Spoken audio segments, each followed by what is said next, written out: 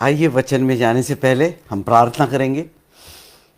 पिता परमेश्वर, मेरी इस समय विशेष प्रार्थना है प्रभु जी कि जैसे तूने अपने वचन में कहा है, इस भविष्यवाणी की पुस्तक को जो पढ़ते हैं, जो सुनते हैं, जो मानते हैं, सभी धन्य है और आशीषित है। मैं प्रार्थना करता हूँ प्रभु जी, जो भी वचन सुनेंगे उन सबको आज तो आशीष देना, ऐसी मेरी प्रार्थना है। ये प्रार्थना नासुरी यीशु के नाम से मांगता हूँ, आमीन।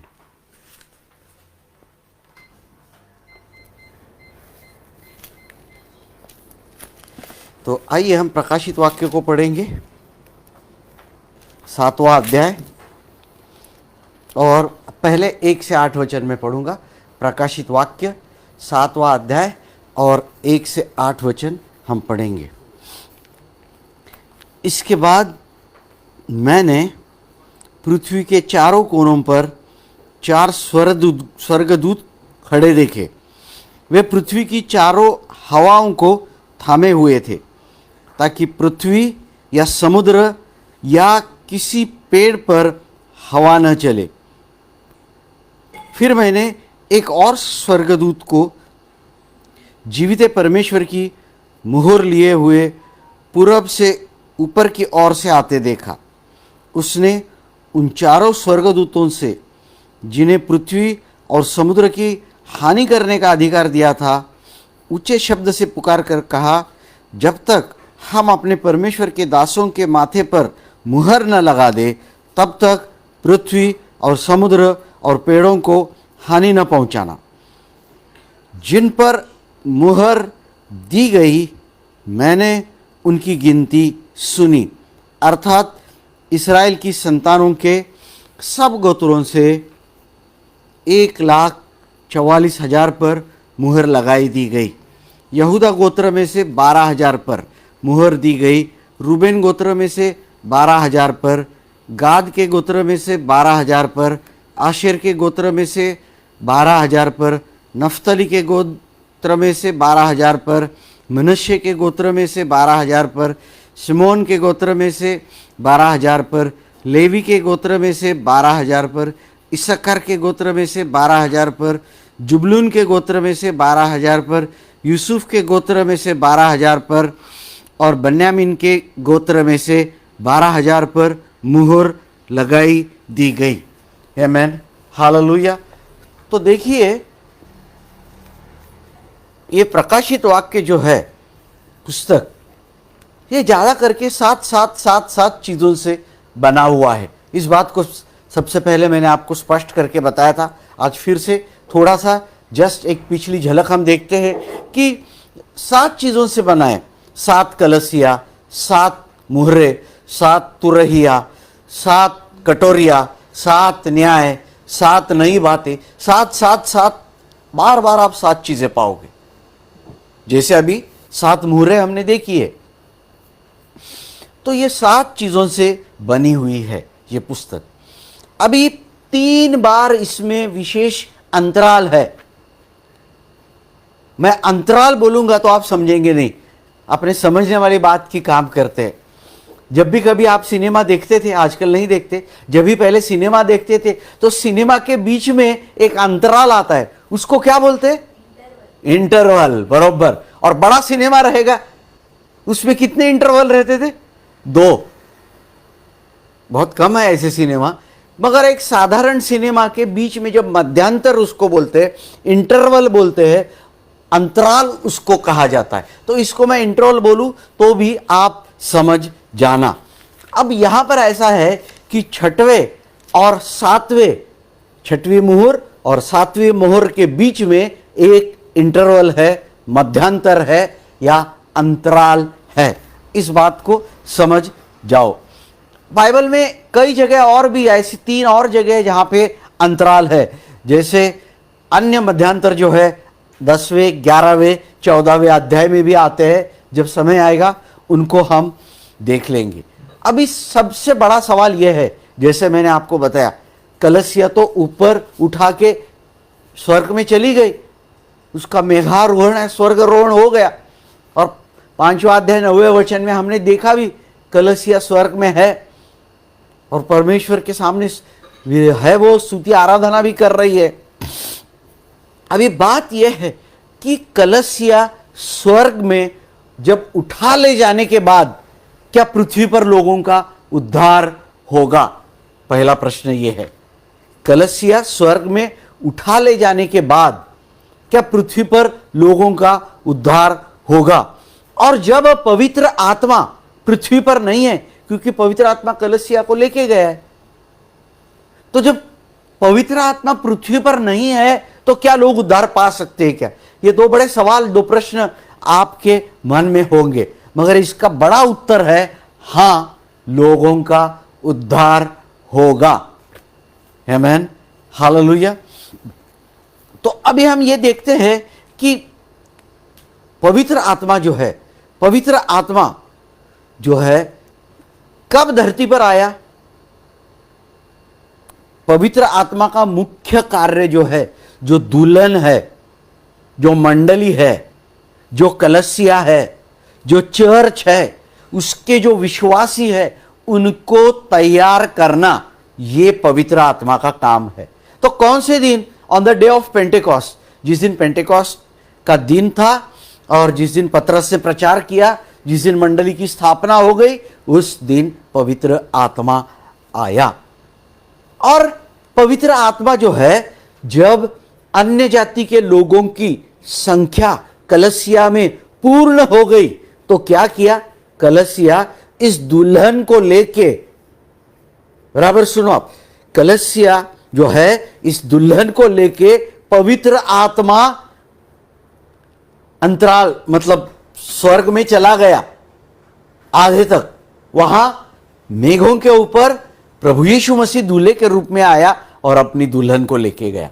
तो पवित्र आत्मा वहां तक लेके गया, बादलों तक। वहां से प्रभु यीशु मसीह बादलों पर आया, दुल्हन को लेके, मंडली को लेके, कलसिया को लेके चला गया, और पवित्र आत्मा भी उसके साथ गया। अभी एक इसका अच्छा उदाहरण मैं आपको बताता हूं। प्रारंभ की किताब 15वां अध्याय 2 वचन है, पढ़ेंगे नहीं, खाली आप समझ लो, एक थोड़ा सा समय जाएगा मगर आप समझ जाओगे। आप सभी लोग इब्राहिम को जानते हैं, और इब्राहिम का एक इकलौता बेटा था जो उसके सभी संपत्ति का वारिस था, उसका नाम था इसहाक। जब इसहाक की शादी करने की थी तो इब्राहिम ने एलियाजर को बुलाया। एलियाजर कौन था? उसका सेवक था। एलियाजर के नाम का अर्थ ही यही है कि सहायक। एलियाजर को बुलाया और बोला, तू जा और मेरे बेटे के लिए दुल्हन ढूंढ ले, गहराई में नहीं जा रहा। तो एलियाजर गया और उसने क्या किया? रिबेका को मिला और उसको तैयार किया, और रिबेका के साथ उसकी दासियां थी, उनको रिबेका, उनकी दासियां, उनको लेके एलियाजर आया, और जब मध्य रास्ते में इसहाक के साथ उसकी मुलाकात करा दी, फिर रिबेका इसहाक के साथ रहने लगे, एलियाजर चला गया।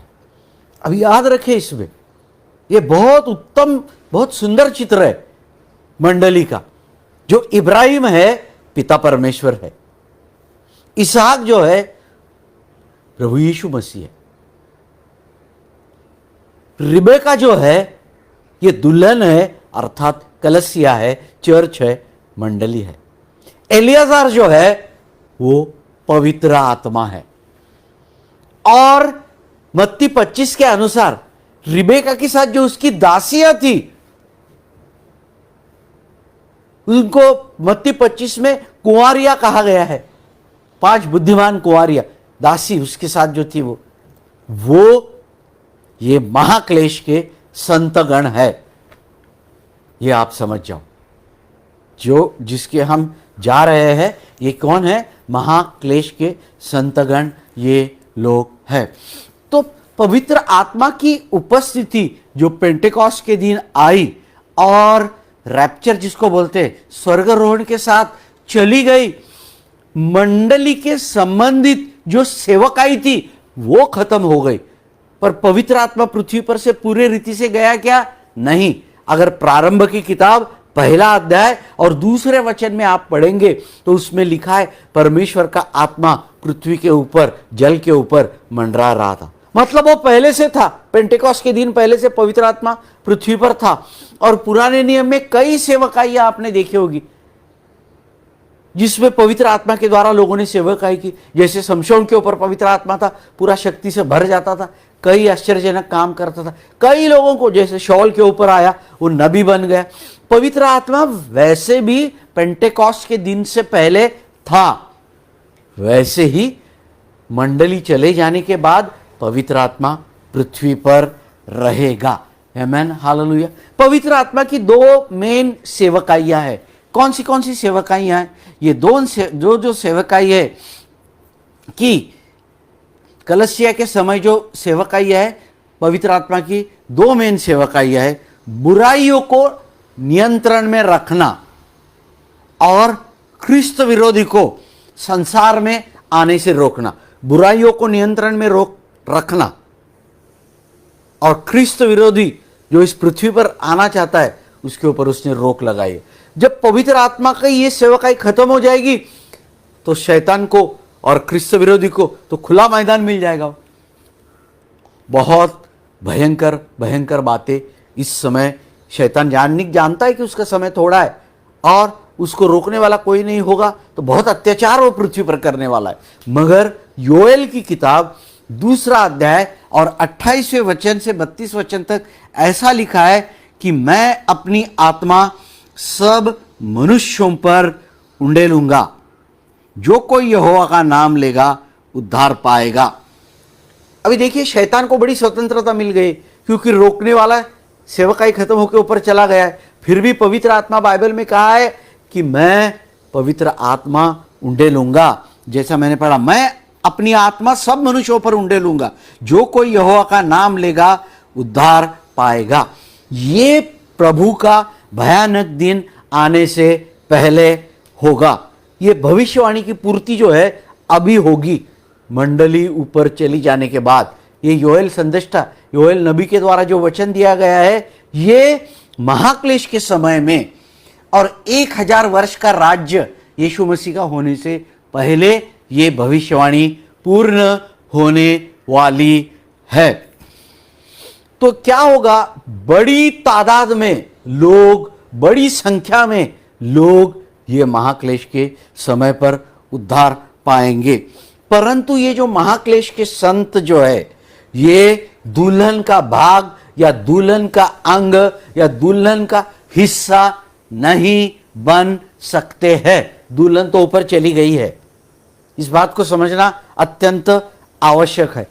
अभी जो है वो अभी हम देखते हैं कि ये 1,44,000 जो है ये कौन है। उसके लिए मैं 7वां अध्याय जो है, जो 1 से 8 वचन मैंने पढ़े थे अभी 7वें अध्याय में, उसमें आपने पढ़ा होगा यहूदा के गोत्र से 12,000 पर मुहर दी गई, रूबेन के गोत्र से 12,000 पर मुहर लगाई दी, गाद के ऐसे 12,000 पे मुहर लगाई गई है।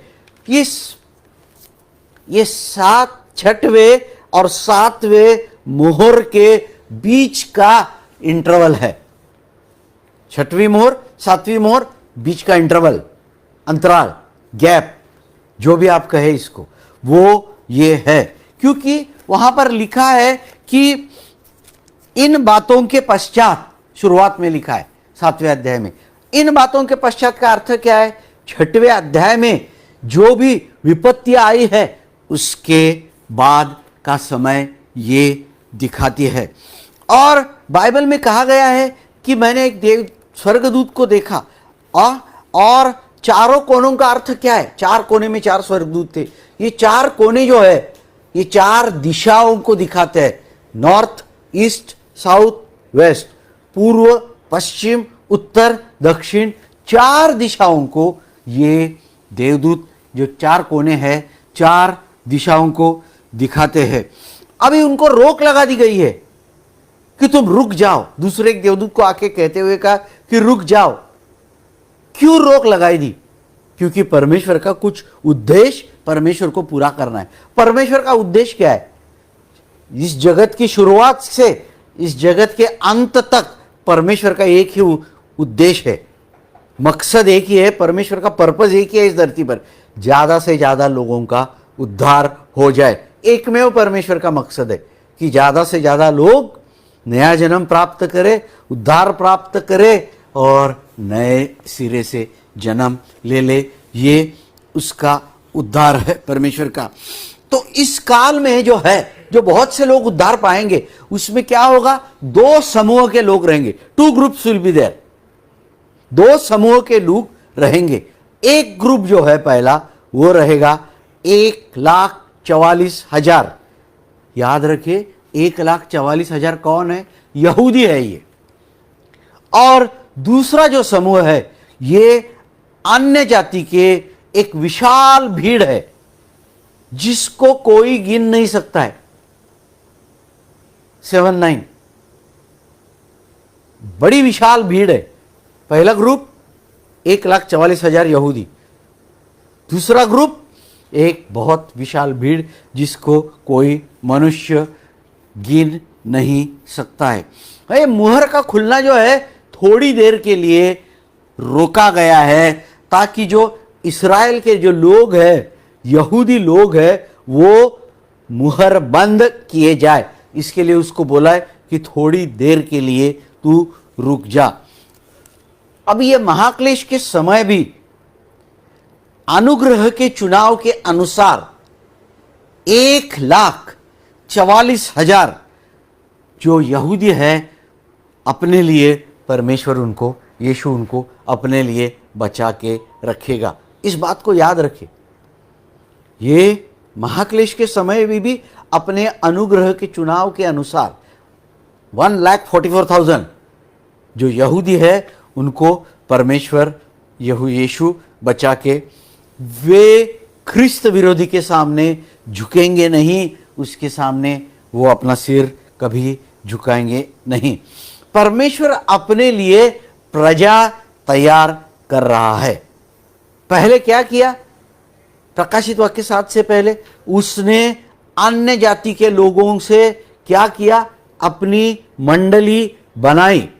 जब अन्य जाति से लोग मंडली में आना पूरा हो गया, उनकी संख्या पूरी हो गई, तब क्या हुआ? यीशु अपनी दुल्हन मंडली को, कलीसिया को, चर्च को लेके ऊपर गया। यह हमने देखा। अभी रोमियो की पत्री 11:25 के अनुसार जो अन्य लोग हैं, उनका उद्धार यीशु कर रहा है। आमेन, हालेलुया।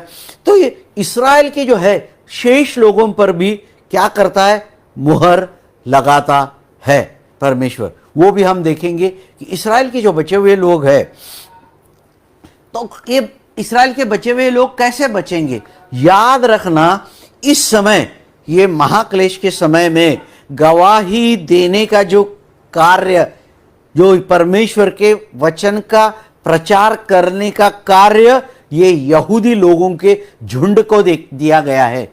ये यहूदी लोगों का जो ग्रुप है, उनको ये काम दिया गया है, तुम प्रचार करो कि लो। ये कौन है यहूदियों का झुंड? 1,44,000, 1,44,000। ये कौन है? ये यहूदी संत है। ये कौन है? ये इस्राएल का पहला फल है। इस्राएल के पहले फल है ये। कैसे पहले फल है? सुसमाचार सुनने के बाद तमाम इस्राएल की जाति जिन्होंने अपना मन कठिन कर दिया है, उसमें से सर्वप्रथम प्रभु यीशु मसीह के पास आने वाले ये 1,44,000 लोग हैं। इस बात को आप समझ जाओ। इसीलिए उनको प्रथम फल कहा गया। सबसे पहले लौटने वाले, सर्वप्रथम लौटने वाले ये लोग यहूदी 1,44,000। इनको क्या किया है यीशु ने? इनको अलग कर दिया गया है। इनको क्यों अलग कर दिया है? क्या जरूरत है उनको अलग करने की? दानियल की किताब 11वें 12वें अध्याय के अनुसार देखिए, उस समय जो मंडली है, चर्च है, कलीसिया है, जिसको दुल्हन कहा जाता है, वो स्वर्ग में यीशु के साथ चली गई। स्वर्गारोहण, मेघारोहण हो गया उसका। अभी पृथ्वी पर मंडली के लोग हैं क्या? नहीं है। अभी क्या हो गया? 1,44,000 और ये प्रचार कर रहे एक विशाल भीड़ पृथ्वी पर है। अभी उनको परमेश्वर का वचन कौन सिखाएगा? वचन सिखाने वाले शिक्षकों की कमी रहेगी। वो कमी पूर्ण करने के लिए, वो कमी पूर्ण करने के लिए ये 1,44,000 यहूदियों को क्या कर रहा है? परमेश्वर इस धरती पर तैयार करके रख रहा है। और इन पर मुहर लगाने का जो कार्य है, ये मुहर लगाने का कार्य, याद रखे, मुहर लगाने का कार्य पवित्र आत्मा नहीं कर रहा है।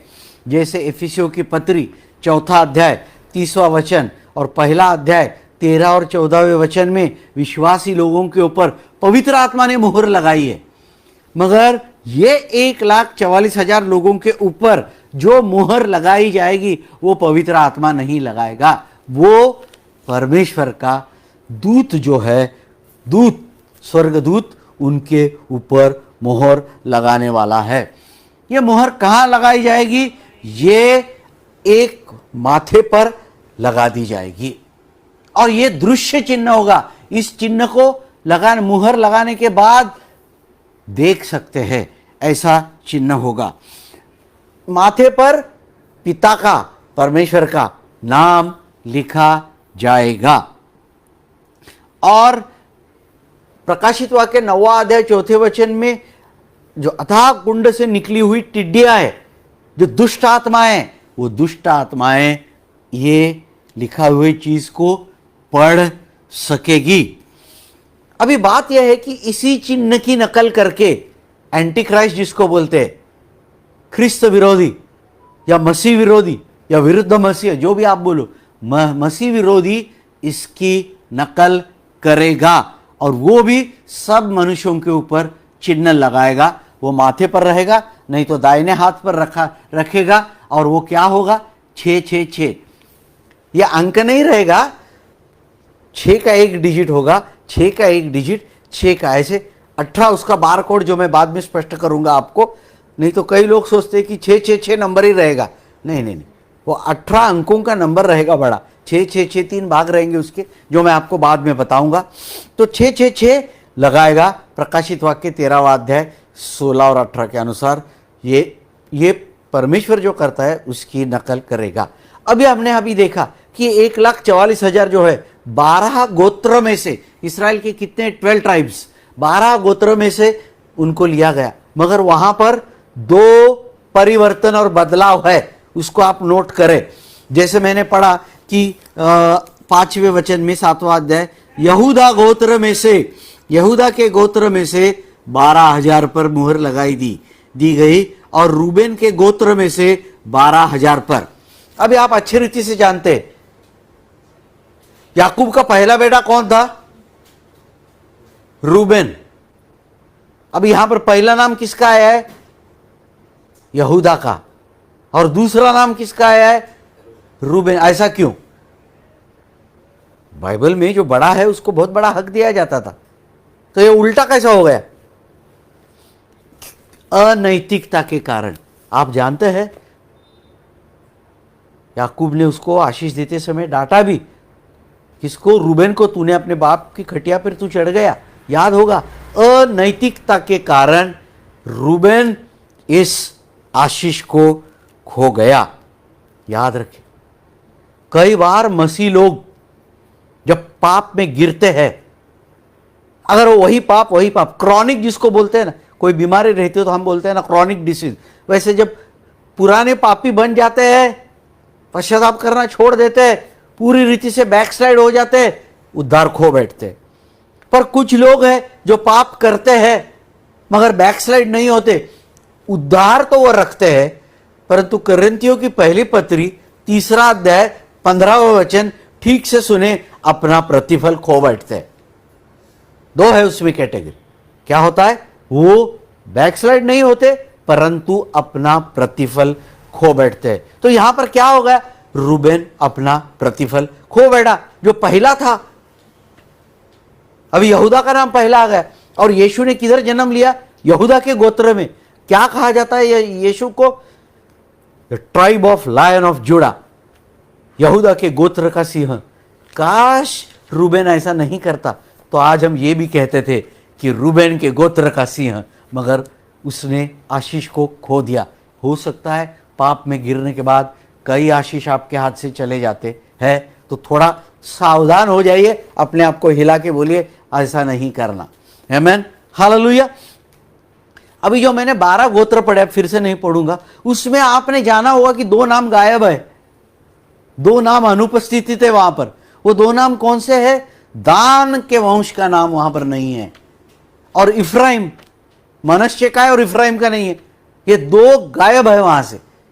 तो क्यों ये जो 2 इस सूची से इसलिए गायब है कि इन लोगों ने ये 2 गोत्र जो है, इन्होंने इस्राएल को मूर्ति पूजा के पाप में ढकेल दिया।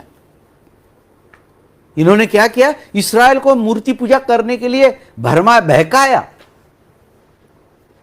दान मूर्ति पूजा में गिरने वाला पहला गोत्र थे, और इनके जो दान और इफ्राइम के जो दो शहर है, ये गोत्र के दान और बेथेल, ये मूर्ति पूजा के केंद्र बन गए। अभी गहराई में नहीं जाएंगे हम, जैसे जजेस 18 या न्यायों की किताब 18वें अध्याय में दिया है, और पहले राजाओं की किताब 12वें अध्याय में दिया है कि यरोबोम जो राजा था, उसको बछड़ा था जिसकी मूर्ति पूजा कर रहे, उसको स्थापने की, वहां पर मूर्ति की स्थापना करने की अनुमति इन्होंने दी और इस्राएल से पाप करवाया। इसलिए ये जो लोग 2 गोत्र है, इनके नाम ये 12 में से कट है, परंतु परमेश्वर दयालु है, परमेश्वर अनुग्रहकारी है। अगर यहेजकेल का 48वां अध्याय अगर आप पढ़ेंगे, यहेजकेल 48, तो उसमें क्या लिखा है? ये लोग 1000 वर्ष के राज्य में फिर वहां आएंगे। उसका अर्थ क्या है? दान और इफ्राइम, फिर वही बात जो मैंने रूबेन के बारे में कही थी, दान और इफ्राइम, परमेश्वर ने उनको क्या किया? दंड दिया गया है। क्या दंड दिया गया है? उनके ऊपर मोहर नहीं लगाई, तो क्या करेंगे? एंटी क्राइस्ट, ख्रिस्त विरोधी जो भयंकर अत्याचार जो लोगों के ऊपर संकट में डालेगा, बहुत सताव डालेगा बड़ा, इनको वो सब सहना पड़ेगा। किसको? दान और इफ्राइम को। क्यों? परमेश्वर ने दिया हुआ दंड है ये। और क्या होगा? तो 1,44,000 ये जो लोग हैं, ये सेवा करेंगे। ये दान और इफ्राइम के लोग सेवा नहीं कर पाएंगे, तो क्या होगा? प्रतिफल चूक जाएगा, प्रतिफल नहीं मिलेगा। जैसे रूबेन का प्रतिफल उधर गया, फिर भी है, वैसे दान और इफ्राइम का प्रतिफल भी चला जाएगा। इसलिए परमेश्वर के लोगों, याद रखो कि पाप करोगे, प्रतिफल जाना है। थोड़ा सोच विचार के संभाल के रहना चाहिए। आमीन, हालेलुया। तो आइए, ये जो मुहरांकित यहूदी है, ये परमेश्वर के राज्य का सुसमाचार करेंगे, प्रचार करेंगे। मैंने पिछले बार आपको बताया, परमेश्वर के राज्य का सुसमाचार और अनुग्रह का सुसमाचार दोनों में बहुत अंतर है। और ये the gospel of his kingdom, परमेश्वर के राज्य का सुसमाचार प्रचार करेंगे। परिणाम स्वरूप सारे राष्ट्रों में से एक अनगिनत अन्य जातीय भीड़ उद्धार पाएंगी। आमीन, हालेलुया। इस बात को आप समझ जाओ। अभी मैं एक वचन पढ़ता हूं, प्रकाशित वाक्य 7वां अध्याय 9 और 10 वचन में पढ़ता हूं। सब राष्ट्रों से जो धुली हुई एक विशाल भीड़ है, उसके विषय में मैं ये वचन पढ़ता हूं। इसके बाद मैंने दृष्टि की, और देखो, हर एक जाति और कुल और लोग और भाषा में से एक ऐसी भीड़ जिसे कोई गिन नहीं सकता था, श्वेत वस्त्र पहने और अपने हाथों में खजूर की डालियां लिए हुए सिंहासन के सामने और मेमने के सामने खड़ी है, और बड़े शब्द से पुकार कर कहती है कि उद्धार के लिए हमारे परमेश्वर का जो सिंहासन पर बैठा है और मेमने का जय जयकार हो। आमीन, हालेलुया। ये 7-9 की भीड़ है, याद रखे।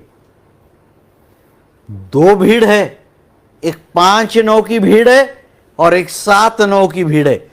5-9 बोले तो प्रकाशित वाक्य के 5-9 की भीड़, और 7-9 बोलूं उसका अर्थ प्रकाशित वाक्य 7:9 की भीड़।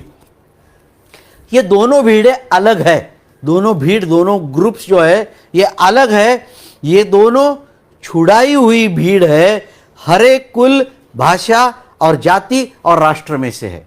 ये दोनों में हर एक कुल, भाषा, राष्ट्र, जाति में से लोग हैं, परंतु ये दोनों भीड़ 5:9 की भीड़ और 7:9 की भीड़, कृपा करके इसको समझ जाओ, थोड़ा ठीक से सुनो, ज्यादा कठिन नहीं है पर जानना आवश्यक है। इसका क्या परिणाम हमारे जीवन पर होता है वो मैं आपको अंत में बताऊंगा, इसलिए आपका ध्यान लगा के सुनना जरा आवश्यक है। ये 5:9 की भीड़ जो है ये नए नियम की जो विश्वासी लोग हैं, जो दुल्हन है, जो कलसिया है, उसकी भीड़ है। ये स्वर्ग में उठा ली गई भीड़ है और अभी स्वर्ग में विराजमान है। ये कौन है? कौन है बोलिए? हम लोग हैं। आमीन, हालेलुया, जो मंडली है अभी। और ये 7:9 की जो भीड़ है, ये 7:9 की भीड़ महाक्लेश के समय जो लोग उद्धार पाए हैं उनको महाक्लेश के संत कहा गया है। महाक्लेश के संतों की भीड़ है। उनमें कौन कौन है? नंबर 1 अन्य जाति है और उनमें यहूदी भी है। पहली भीड़ में विश्वासी लोग, मंडली है, चर्च है, कलसी है। दूसरी भीड़ में अन्य जातीय लोग हैं और यहूदी भी है। ये कब आए अन्य जातीय लोग? महाक्लेश के संत है वो। और ये महाक्लेश की शुरुआत होने से पहले ही 5:9 की भीड़ स्वर्ग में चली गई। पहली भीड़ महाक्लेश के आरंभ होने से पहले, मतलब 5:9 की भीड़ महाक्लेश का आरंभ होने से पहले स्वर्ग में उठाई गई है और दूसरी भीड़ महाक्लेश के अंत में स्वर्ग में उठाई जाती है। अभी तीसरी जो 1,44,000 की ये जो भीड़ यहूदियों की है, ये महाक्लेश के मध्य में स्वर्ग में उठाई जाती है। जो कार्य ठीक से सुनिए, जो कार्य महाक्लेश में 1,44,000 लोग करेंगे, क्या कार्य करेंगे? सुसमाचार का प्रचार, राज्य का सुसमाचार का प्रचार करेंगे। उसका परिणाम स्वरूप क्या होगा? लोग बच जाएंगे। तो याद रखें, जो आज तक कलसिया के द्वारा किए गए काम से जितने लोग उद्धार पाए हैं 20 शताब्दी तक, प्रभु यीशु मसीह से जन्म से आज तक 20 शताब्दियों में कलसिया के लोगों ने प्रचार करके जितने लोगों का उद्धार हुआ है उससे कई गुना ज्यादा उद्धार ये 1,44,000 प्रचार करेंगे तब होगा। आप समझ जाओ इसका महत्व। जो टोटल भीड़ होगी उससे ये महाक्लेश से 1,44,000 द्वारा यीशु के पास आए हुए लोग बड़ी तादाद और संख्या में रहेंगे। इसको समझना बहुत आवश्यक है। सब स्वर्ग में रहेंगे। मैं जाते जाते आपको एक बात बताऊं, स्वर्ग में सबसे 3 बड़े आश्चर्य आप पाओगे। ठीक से सुनिए, ये 3 बड़े आश्चर्य कौन से स्वर्ग में होंगे?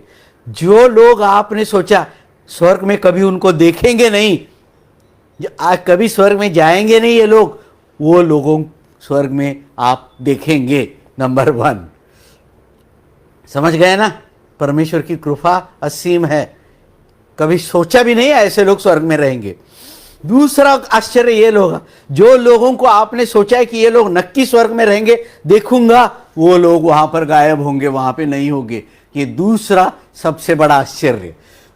और तीसरा सबसे बड़ा आश्चर्य ये होगा कि हम अपने आप को, खुद को स्वर्ग में देखने पाएंगे। आमीन, हालेलुया। मेरे ख्याल से मैंने काफी स्पष्ट कर दिया। तीसरा आश्चर्य ये देखो कि पूरा हो जाए आपके जीवन में। हाँ, आमीन, हालेलुया। तो ये जो 7-9 की भीड़ है ये कलसिया का भाग कभी नहीं बन सकती, क्योंकि उस समय कलसिया मेघारोहण स्वर्ग मसीह के साथ, यीशु के साथ, जो यीशु का सीक्रेट कमिंग है, छुपा हुआ यीशु का जो आगमन है, गुप्त आगमन के साथ मंडली चली गई है। अभी सवाल ही नहीं पैदा होता कि इनको मंडली में ले क्योंकि क्या है, ये यूहन्ना जो है तो उनको यूहन्ना पहचान नहीं पा रहा है। अगर वो मंडली के भाग रहते तो यूहन्ना उनको तुरंत पहचान लेता, क्योंकि ये तो मेरे साथी थे मंडली में। अगर वो पुराने नियम के भी संत रहते तो भी यूहन्ना उनको पहचान लेता है कि अरे अरे नहीं, ये वो लोग है, ये वो लोग है, ये हनोक है, ये इब्राहिम है, ये दाऊद है, पहचान लेता। वो भी नहीं पहचान रहा है। उसका अर्थ ये जो लोग हैं, ये लोग महाक्लेश के संतगण है जो यहां पर बताए। पर याद रखिए, ये सभी लोग हैं, ये सभी एक साथ स्वर्ग में नहीं जाने वाले हैं। इनका जो पुनरुत्थान होने वाला है, जो मैंने आपको अप्रैल में एक कैसेट में मैंने आपको वीडियो में बताया था कि इनके 7 झुंड हो गए स्वर्ग में जाने के। कितने? 7 झुंड हो गए एक साथ। ये पुनरुत्थान के जो है रैप्चर के 7 groups of rapture will be there. पुनरुत्थान के कितने झुंड रहेंगे? 1,44,000 अलग जाएंगे, ये अलग जाएंगे। पहले पुनरुत्थान के मैं बोल रहा हूं, पहले फर्स्ट देयर इज, पहला पुनरुत्थान, दूसरा पुनरुत्थान, फर्स्ट रिजरेक्शन, सेकंड रिजरेक्शन, ये दोनों अलग है, 1000 वर्ष का अंतर है उसमें। तो जो पहला पुनरुत्थान है ये अलग है और इसके साथ झुंड है। अभी देखिए, अभी मैं प्रकाशित वाक्य 7वां अध्याय 13 और 14 वचन पढ़ता हूं पूरा समझने के लिए। ये 7 वर्षीय महाक्लेश है, थोड़ा उनको हम समझ लेंगे। प्रकाशित वाक्य 7वां अध्याय 13 और 14 वचन। इस पर प्राचीनों में से एक ने मुझे कहा, ये श्वेत वस्त्र पहने हुए कौन है और कहां से आए? मैंने उनसे कहा, हे स्वामी, तू ही जानता है। उसने मुझसे कहा कि ये वे है जो महाक्लेश में से निकलकर आए हैं। इन्होंने अपने अपने वस्त्र मेमने के लहू से धोकर श्वेत किए हैं। मैंने अभी बताया कि ना ही ये पुराने नियम के संतगण है, ना ही ये कौन है, नए नियम की कलीसिया है, परंतु ये महाक्लेश के संतगण है जिन्होंने अपने वस्त्र मेमने के लहू में धोकर शुद्ध किए हैं। आमेन, हालेलुया। तो जो प्राचीन लोग जो है, जो स्वर्ग में है, जो कलीसिया के जो प्रतिनिधि है, कि वे जानते हैं ये भीड़ भिन्न है, इसीलिए तो वो बता रहे। ये जो प्राचीन, जो हमारा प्रतिनिधित्व करते हैं उधर, ये जानते हैं। एक कलीसिया के जो लोग, प्राचीन लोग हैं, उनके सिर पर क्या है? मुकुट है। वो कहां पर है? सिंहासन पर विराजमान है। उनके हाथ में क्या है? वीणा है। और उनके हाथ में क्या है? सोने की कटोरी है।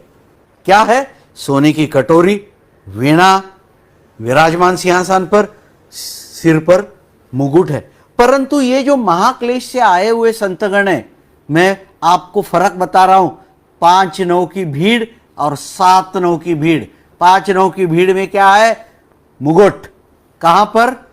सिंहासन पर विराजमान, हाथ में वीणा, दूसरे हाथ में सोने की कटोरी। और ये 7 नौ की जो भीड़ है, इनके हाथ में क्या है? खजूर की डालियां। खजूर की डालियां किस चीज को दिखाती है? ये विजय का चिन्ह है। और ये राजा और याजक नहीं है। 5 नौ की भीड़ कौन है? राजा और याजक है। फिर ये कौन है?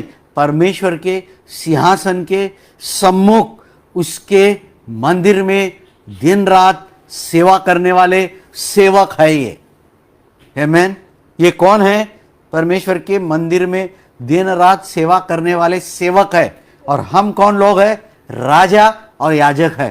थोड़ा मन में कम से कम आमेन और हालेलुया तो बोलिए, जोर से नहीं तो मन में तो कहिए कि हाँ, मैं शायद बनूंगा इसमें से एक। अभी जब तक नहीं बना होगा तो अभी मौका है आपके पास। आमेन, हालेलुया।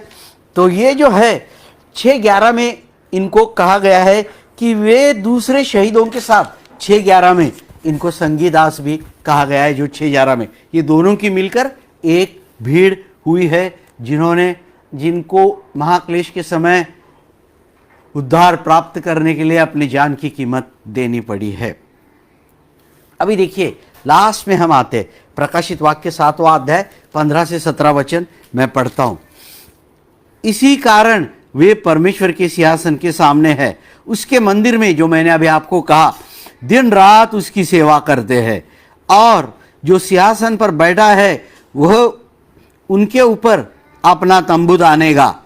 वे फिर भूखे और प्यासे न होंगे और न उन पर धूप न कोई तपन पड़ेगी, क्योंकि मेमना जो सिंहासन के बीच में है उनकी रखवाली करेगा और उन्हें जीवन रूपी जल के सोते के पास ले जाया करेगा, और परमेश्वर उनकी आंखों से सब आंसू पोंछ डालेगा। आमीन, हालेलुया। देखिए कितने आशीष यहां पर लिखे हुए हैं। ये भारी क्लेश से निकले हुए हैं और ये श्वेत वस्त्र धारण किए हुए हैं। कौन है? 7 नौ की झुंड, महाक्लेश के संतगण भारी क्लेश से निकले हुए हैं। इन्होंने श्वेत का अर्थ क्या है? धार्मिकता एवं पवित्रता को दर्शाती है। श्वेत वस्त्र ये उसका चिन्ह है, पवित्रता और धार्मिकता। इनके हाथ में खजूर की डालियां है, खजूर की डालियां, उसका अर्थ क्या है? ये विजय का प्रतीक या विजय का चिन्ह है। ये विजय और आशीष पाए हुए लोग हैं। ये प्रभु की सेवा करेंगे, परमेश्वर उनके मध्य रहेगा। आमीन, हालेलुया। हम नहीं है, ये याद रखें। परमेश्वर उनके मध्य रहेगा, उनका नेतृत्व करेगा। बाइबल में लिखा है उन्हें तृप्त करेगा, उनकी रक्षा करेगा, उनके सब आंसू पोंछेगा, और वे फिर कभी भूखे और प्यासे नहीं होंगे, और उन पर न धूप न तपन पड़ेगी। वे जीवन रूपी जल के सोते के पास जाया करेंगे। महाक्लेश के संत, आमीन। कितने आशीष दिए परमेश्वर ने उनको, हालेलुया। मगर एक महत्वपूर्ण बात को याद रखें। मैं अभी इसकी बात बंद करने जा रहा हूं। ये जो है, ये महाक्लेश के संतों की ये जो ऊपर वर्णित जो सब आनंद, जो मैंने अभी बाइबल से पढ़ के आपको बताए, जो उनको सब आनंद प्राप्त हो गए हैं, उनकी जो धन्यावस्था की जो तुलना है, हमारी धन्यावस्था की तुलना के साथ नहीं की जा सकती। 5 नौ की भीड़ में कौन है? हम लोग हैं। 7 नौ की भीड़ में कौन है? ये लोग हैं। ये कौन है? परमेश्वर के मंदिर में सेवक, दिन रात उसकी सेवा कर रहे हैं। पर आज जो हम लोग यीशु के साथ है, जिन्होंने यीशु का स्वीकार किया है, मैं बार बार आपको कह रहा हूं, चर्च में गया तो किसका नया जन्म नहीं होता है? व्यक्तिगत रीति से प्रभु यीशु मसीह का स्वीकार करना पड़ता है।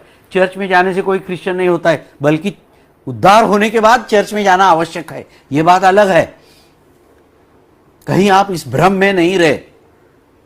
तो ये जो सब यीशु के दुल्हन होने के, यीशु की दुल्हन होने का पद जो जिससे आपको सम्मानित किया गया है, आप मुकुट पहनेंगे। इन लोगों को नहीं है मुकुट जो आपको मिलने वाला है। आप सिंहासन पर विराजमान होंगे, इनको नहीं है वो। आप यीशु मसीह के साथ राज्य करने वाले हैं। ये तो सेवक लोग हैं, राजा है, याजक है। ये जो आपको ऊंचा पद सम्मानित किया गया है, ये किसको है?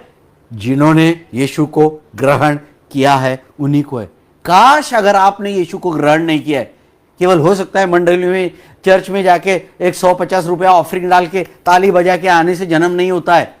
क्या ये प्रभु यीशु मसीह को पश्चाताप के बाद आपने ग्रहण किया है? ये पश्चाताप करना जरूरी है। बीती हुई जीवन शैली, पापों को छोड़ना अत्यंत आवश्यक है। उसके बाद यीशु के ऊपर विश्वास रखा है, मुंह से कबूल किया है, मन में विश्वास रखा है, तो आपका नया जन्म होने के बाद ये दुल्हन का पद से आप सम्मानित हो जाएंगे। याद रखें, ये जो मैं आज आपको एक मौका दे रहा हूं, इस मौके को आप नकार दोगे और आप ऐसा सोचोगे कि जब महाक्लेश के समय 7 नौ की भीड़ है, उसमें मैं यीशु का स्वीकार करूंगा, यह नामुमकिन है, अशक्य है। ये क्यों? क्योंकि जो लोगों को 5 नौ की भीड़ में मौका नहीं मिला, उन्हीं लोगों को वहां पर पहला मौका दिया गया है। दूसरा मौका परमेश्वर ने नहीं दिया। मत्ती की किताब 5वां अध्याय, जो दुल्हन की सहेलियां जो थी, जो तेल लेने के लिए चली गई और बाद में आई और दरवाजा ठोका, दूसरा चांस उनको नहीं दिया गया। याद है आपको? मत्ती की किताब 25वां अध्याय, 10 कुंवारियां जो दोबारा वापिस आई, दरवाजा ठोका, दूसरा मौका नहीं दिया गया। दूसरा मौका परमेश्वर नहीं देगा। अगर मौका है, आज ही है, अभी है, यीशु का स्वीकार करो और वो सम्मानित जगह जो आप मुकुट पहनेंगे, सिंहासन पर बैठेंगे, हाथ में वीणा और सोने की कटोरी, परमेश्वर के साथ राज्य करेंगे, ये मौका आज आपको मिल सकता है अगर आप यीशु को ग्रहण करेंगे तो। आमीन। आइए अपने सिरों को झुकाए, हम अभी क्लोजिंग प्रेयर करेंगे। पिता परमेश्वर, तेरे वचनों के लिए मैं तेरे नाम को धन्यवाद देता हूँ। हमारा नया जन्म तेरे वचन के अविनाशी बीज से हुआ है, सोने और चांदी से नहीं हुआ है प्रभु जी। जो नाशवान चीज़ें हैं उससे नहीं, बल्कि जो परमेश्वर का अविनाशी बीज जो आज हर एक व्यक्ति के मन में डाला गया है, जिनका उद्धार नहीं हुआ है, जिनका नया जन्म नहीं हुआ है, प्रभु उनका उद्धार होने दे। और जो लोगों के मन में ये वचन का बीज डाला गया है, बहुत सा फल लाने दे, ऐसी प्रार्थना मैं करता हूँ और तेरे नाम को धन्यवाद देता हूँ। नासुर यीशु के नाम से मैं मांगता हूँ, आमीन।